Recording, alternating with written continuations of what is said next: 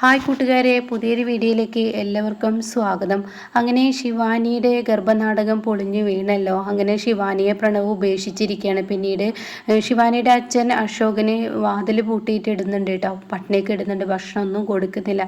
ഇതേസമയം ഒരുപാട് ബുദ്ധിമുട്ടുകൾ ശിവാനി നേരിടുകയാണ്. കാരണം ഒരുപാട് സുഖ ജീവിതം നയിച്ച ശിവാനിക്ക് തൻ്റെ വീട് ഉൾക്കൊള്ളാൻ കഴിയുന്നില്ല കേട്ടോ. ഫാനിൻ്റെ കുറ്റം, അതുപോലെ ബെഡ്ഷീറ്റ്, അങ്ങനെ മൊത്തത്തിൽ ശിവാനിക്ക് ആകെ മൊത്തത്തിൽ ദേഷ്യം വരികയാണ് കേട്ടോ. എന്തൊരു സുഖത്തിൽ കിടന്നിരുന്നതാണ് അവിടുത്തെ കെട്ടലിൽ, അവിടുത്തെ മെത്തയിൽ. എന്തൊരു സുഖമായിരുന്നു. ഇവിടെ വന്നപ്പോൾ അയ്യേ എന്തൊരു കഷ്ടം, അവിടെ അറപ്പ് ഇവിടെ അറപ്പ്, അങ്ങനെയൊക്കെയുള്ള ഒരു കാട്ടിക്കുട്ടൽ ശിവാനി കാട്ടാണ് കേട്ടോ. അങ്ങനെ ശിവാനിക്കാണെങ്കിലോ റൂമിനുള്ളിൽ തന്നെ എല്ലാ കാര്യങ്ങളും ചെയ്യേണ്ട ഒരു അവസ്ഥയാണ്. റൂം തുറന്നിട്ട് ഭക്ഷണം കൊടുക്കാൻ പോലും അശോകൻ സമ്മതിക്കില്ല. വിൻഡോയുടെ ഉള്ളിലൂടെ ഇങ്ങനെ കൈയിട്ട് രേണുക ഇങ്ങനെ പ്ലേറ്റ് കാണിക്കുമ്പോൾ ശിവാനി അങ്ങനെ കഴിക്കേണ്ട ഒരു അവസ്ഥയിലോട്ട് അശോകൻ ശിക്ഷ കൊടുക്കുകയാണ് കേട്ടോ. അങ്ങനെ ഒരു ദിവസം രേണുക ഭക്ഷണവുമായിട്ട് ശിവാനിയുടെ അടുത്തോട്ട് ചെല്ലാണ്. ഈ സമയം ഉപ്പുമാവായിരിക്കൂട്ടെ ഉണ്ടാക്കിയിട്ടുണ്ടാവുക.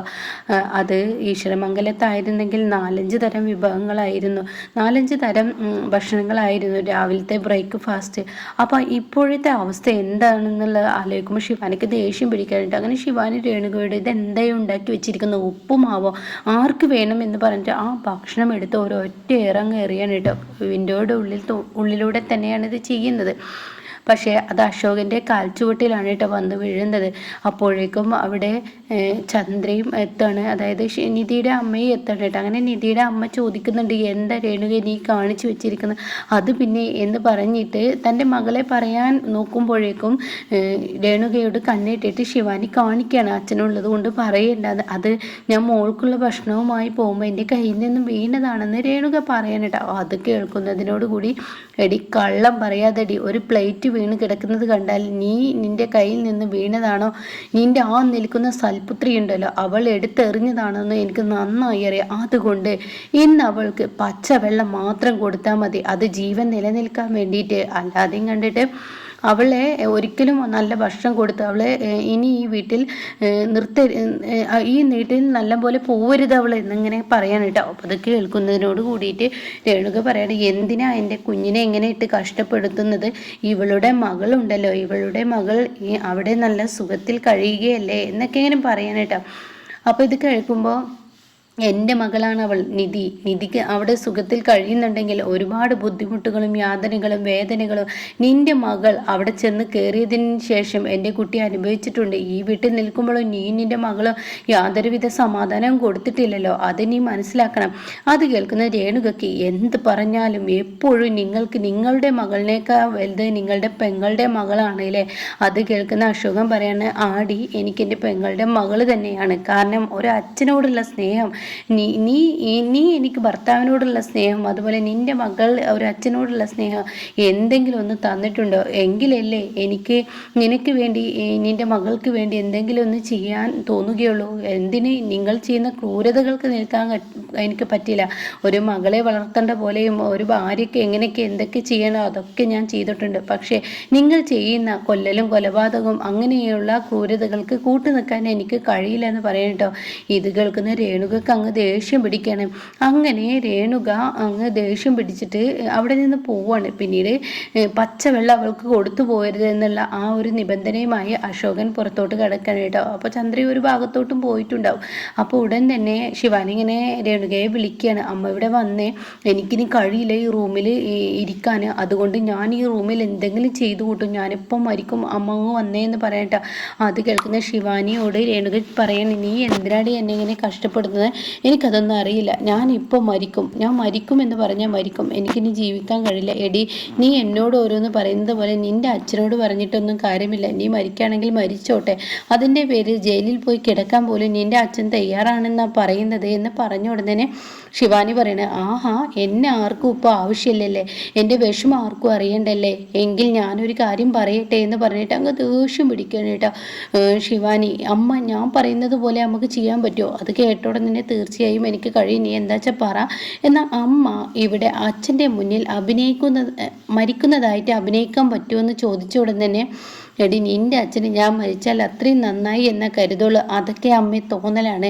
അച്ഛന് അമ്മയോട് സ്നേഹമുണ്ട് എന്ന് പറയണ്ടോ. ശരി, ഞാൻ നോക്കാം, നിന്നെ പുറത്തിറക്കാൻ അങ്ങനെ ഒരു വഴിയുണ്ടെങ്കിൽ പറ്റുമെന്ന് നോക്കട്ടെ എന്നും പറഞ്ഞിട്ട് ശിവാനി എന്ത് ചെയ്യുന്നു, ഓക്കെ എന്നും പറഞ്ഞ് രേണുകയോട് ഓക്കെ എന്നും പറഞ്ഞിട്ട് ശിവാനി അത് ചെയ്യാൻ ആവശ്യപ്പെടുകയാണ് രേണുകയോട്. ഇതേ സമയം അശോകൻ പുറത്തു നിന്ന് കയറി വരുമ്പോൾ തന്നെ ചന്ദ്രി എന്ന് പറഞ്ഞിട്ടാണ് ഏട്ടാ വിളിക്കുന്നത്. അങ്ങനെ ചന്ദ്രി എന്താ ഏട്ടാ എന്ന് ചോദിക്കുമ്പോൾ ഉടൻ തന്നെ പറയണേ, ഇതങ്ങ് അകത്തേക്ക് വെക്കുക എന്ന് പറയണ്ട. അപ്പോഴേക്കും രേണുക വന്നിട്ട്, നിങ്ങളുടെ പെങ്ങളുടെയും അതുപോലെ തന്നെ നിങ്ങളുടെ മകളിപ്പോൾ നിധിയാണല്ലോ, അവളുടെയൊക്കെ കാര്യങ്ങൾ നോക്കി നടന്നു. എന്നാൽ നിങ്ങളുടെ മകൾ ഇന്ന് രാവിലെ മുതൽ ഇവിടെ ഒന്നും കുടിക്കാതെ, പച്ചവെള്ളം കുടിക്കാതെ ഇവിടെ കിടക്കുന്നത് നിങ്ങൾ ഒരുത്തൻ കാരണമാണ്. അത് നിൻ്റെ മകളുടെയും നിൻ്റെ കയ്യിലുള്ള പ്രവൃത്തി ദോഷം കൊണ്ട് എന്ന് അശോകൻ പറയണ്ട. അപ്പം അത് കേട്ടോടെ തന്നെ നിങ്ങളുടെ പെങ്ങളുടെ മകളെ നിങ്ങൾ നന്നായി നോക്കുന്നു, എന്നാൽ നിങ്ങളുടെ രക്തം, അതായത് എൻ്റെ വയറ്റിൽ പിറന്ന ശിവാനി അവളെയിട്ട് കഷ്ടപ്പെടുത്തുകയാണെങ്കിൽ തീർച്ചയായും എനിക്കിനി ജീവിക്കാൻ കഴിയില്ല, എനിക്കിത് കണ്ടു നിൽക്കാൻ കഴിയില്ല, ഞാൻ കാണിച്ചു തരാം എന്ന് പറഞ്ഞ് അടുക്കളയിലോട്ട് ഒരു പോക്ക് പോകുമ്പോൾ ചന്ദ്ര പറയണേ, എന്താ ഏട്ടത്തി കാട്ടുന്നത്, നീ അതൊന്നും വിഷയമാക്കണ്ട എന്ന് പറയുന്നുണ്ട് കേട്ടോ. അപ്പോൾ അതൊക്കെ ശിവാനി ജനലിലൂടെ കണ്ടു നിൽക്കുന്നുണ്ട്. അമ്മ തുടർന്നോ എന്നിങ്ങനെ കണ്ടുകൊണ്ട് കാണിക്കുന്നുണ്ട് കേട്ടോ. ആ സമയം കാണാം ഇങ്ങനെ ഈ കണ്ണുകൊണ്ട് കാണിക്കുമ്പോൾ രേണുക പെട്ടെന്ന് പോയിട്ട് ഒരു കുപ്പി പെട്രോൾ എടുത്ത് വരികയാണ് കേട്ടോ. ഒരു ക്യാന് നിറച്ച് പെട്രോളുണ്ട്, അത് തലയിലൂടെ അങ്ങ് ഒഴിക്കുകയാണ്, സോറി മണ്ണെണ്ണയാണ് കേട്ടോ, അത് തലയിലൂടെ അങ്ങ് ഒഴിക്കുകയാണ് കേട്ടോ. അങ്ങനെ രേണുക ഞാൻ മരിക്കുകയാണ്, ഇനി എനിക്ക് ജീവിക്കണ്ട, ഞാൻ മരിക്കുകയാണ് എന്ന് പറയട്ടോ. അപ്പോൾ അത് കേൾക്കുന്ന അശോകിന് നിന്നോടത്തൊരു കുലുക്കം പോലുമില്ല, ഒന്ന് തിരിഞ്ഞു നോക്കുന്ന പോലുമില്ല. പക്ഷേ ചന്ദ്രിക്കാണെങ്കിൽ പേടി വരികയാണ്, ഈശ്വര ഈ കാണിക്കുന്നത് കണ്ടില്ല, നിങ്ങളത് വകവെക്കാതിരിക്കല്ലേ, ഇങ്ങോട്ട് നോക്കുക എന്നൊക്കെ എങ്ങനെ പറഞ്ഞു നോക്കുമെങ്കിലും അതിലോട്ട് തിരിഞ്ഞു നോക്കില്ല കേട്ടോ. ഏട്ടാ ഒന്ന് നോക്കി എന്നൊക്കെ ചന്ദ്ര പറയുമെങ്കിലും അത് തിരിഞ്ഞു നോക്കില്ല. ഇതേസമയം ശിവാനി അഭിനയിക്കുകയാണ്, അമ്മ അങ്ങനെയൊന്നും ചെയ്യല്ലേ, അമ്മ അങ്ങനെയൊന്നും ചെയ്യല്ലേ, ഇല്ല മോളെ ഞാൻ പോകുന്നു, നിന്നെ ഇങ്ങനെയിട്ട് കൊല്ലാകൊല്ല ചെയ്യുന്നത് കാണാൻ ഈ അമ്മക്ക് കഴിയില്ല, ഒന്നല്ലെങ്കിൽ നിനക്ക് ഭക്ഷണം തന്നില്ലെങ്കിൽ നിനക്ക് സ്വതന്ത്രമായി ജീവിക്കാൻ, ഈ വീട്ടിൽ ജീവിക്കാനുള്ള സ്വാതന്ത്ര്യമെങ്കിലും കിട്ടണം, ആ ഡോറ് തുറക്കണം നിൻ്റെ അച്ഛൻ, ആ ഡോറ് തുറക്കട്ടെ എന്നൊക്കെ ഇങ്ങനെ പറയണം. അപ്പോൾ രേണുക അങ്ങനെ മണ്ണെണ്ണ ഒഴിച്ചിട്ടാണ് ഇതൊക്കെ പറയുന്നത്. അപ്പോൾ ഉടൻ തന്നെ അശോകന്, ഇനി എന്താ നിനക്ക് വേണ്ടത്, ഞാൻ ഇപ്പോൾ വരാം എന്ന് പറഞ്ഞിട്ട് അകത്തോട്ട് അങ്ങ് കയറിപ്പോവാണ് കേട്ടോ. ഇത് കാണുന്ന ശിവാനിക്കും രേണുകൾക്കും ഒരുപാട് സന്തോഷമാവാണ്, താക്കോൽ എടുക്കാനായിരിക്കും, ശിവാനിയെ തുറന്നു വിടാനായിരിക്കും എന്ന പ്രതീക്ഷയോട് കൂടിയിരിക്കുമ്പോൾ ഉടൻ തന്നെ രേണുക, നിങ്ങൾക്ക് ഞാൻ ജീവൻ ഒടുക്കാന്ന് പറഞ്ഞപ്പോൾ നിങ്ങൾക്ക് ജീവൻ്റെ വില മനസ്സിലായില്ലേ, എന്തായാലും നിങ്ങൾ നന്നായി, താക്കോൽ ഇങ്ങ് തായോ എന്ന് പറയുമ്പോൾ ഇന്ന പിടിച്ചോ എന്ന് പറഞ്ഞിട്ട് കൊടുക്കുന്നത് തീപ്പെട്ടി ആയിരിക്കും കേട്ടോ. തീപ്പെട്ടി കാണുന്നതിനോട് കൂടിയിട്ട് രേണുക ആകെ ഞെട്ടിപ്പോവാണ്. ഇതേ സമയം എന്താ നീ എൻ്റെ കൈകളിൽ നിന്ന് വാങ്ങുന്നില്ലേ? ഈ സമയം ശിവാനിയും പ്ലാനുകളെല്ലാം അവിടെ പൊട്ടിയിരിക്കുകയാണല്ലോ.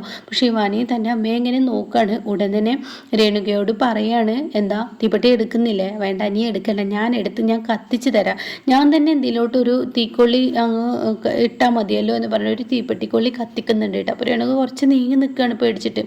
അപ്പോൾ ഉടൻ തന്നെ, എന്താ നീ നീങ്ങി പോകുന്നു, മരിക്കാൻ ഒരുങ്ങിയ നിനക്ക് മരണത്തെ പേടിയില്ലാഞ്ഞിട്ടാണല്ലോ മരിക്കാൻ ഒരുങ്ങിയിരിക്കുന്നത്, എന്തായാലും ഞാൻ വേണമെങ്കിൽ ഇത് ഒരുതിയിട്ടോളാം, നിന്നെ കൊന്നു എന്നതിൻ്റെ പേരിൽ ഞാൻ പോലീസ് സ്റ്റേഷനിൽ പോയി കിടന്നാലും എനിക്ക് കുഴപ്പമൊന്നുമില്ല, അതുകൊണ്ട് ഒരതിട്ടെ എന്ന് പറയുമ്പോൾ ശിവാനി രേണുക ആകെ പെട്ടുപോവാണ് കേട്ടോ. അങ്ങനെ അത് ഒരുതിയിട്ട് ഇങ്ങനെ ഇടാൻ നോക്കുമ്പോഴേക്കും രേണുക പറയണം, അയ്യോ എനിക്ക് പേടിയുണ്ടേ എന്ന് പറഞ്ഞിട്ട് രേണുക ഓട്ടം ഓടുകയാണ് കേട്ടോ. അതോടുകൂടി ശിവാനിയുടെ അരികിൽ വന്നിട്ട്, നീ എങ്ങനെ കിടന്ന് കലി തുള്ളിയാലും ഈ വീട്ടിൽ നിന്നെ പുറത്തിറക്കില്ലടി, പുറത്തിറക്കി കഴിഞ്ഞാൽ നിധിയെയും ഗൗതമിനെയും നീ ദ്രോഹിക്കാൻ ഞാൻ ഇനി സമ്മതിക്കില്ല എന്ന് അശോകൻ പറയുന്നുണ്ട് കേട്ടോ. അപ്പം ഇങ്ങനെയുള്ള ഒരു സീനാണ് ഇനി വരാനിരിക്കുന്നത് കേട്ടോ.